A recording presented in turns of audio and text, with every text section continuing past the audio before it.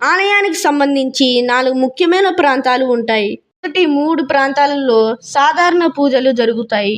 కానీ 4వ ప్రదేశంలో మాత్రం మానసిక, శారీరక రుగ్మతలతో బాధపడుతూ, గొలుసులతో కట్టేయబడి వింతగా ప్రవర్తిస్తూ, ఏడుస్తూ, అరుస్తూ విపరీతంగా ప్రవర్తించే వారికి సాంప్రదాయ పద్ధతిలో వారికి వైద్యం అందించడమే కాక వారికి పట్టిన దెయ్యాన్ని వదిలించేందుకు వారిని కొట్టడం కానీ, వేడి నీటిని వారిపై చల్లడం, గొలుసులతో కట్టేయడం వంటివి చేస్తారు. వారికి ప్రత్యేక పూజలు, హోమాలు ద్వారా విముక్తిని కలిగిస్తారు. ముఖ్యంగా గురువారం మరియు శనివారం రోజుల్లో ప్రత్యేక పూజలు నిర్వహించబడతాయి.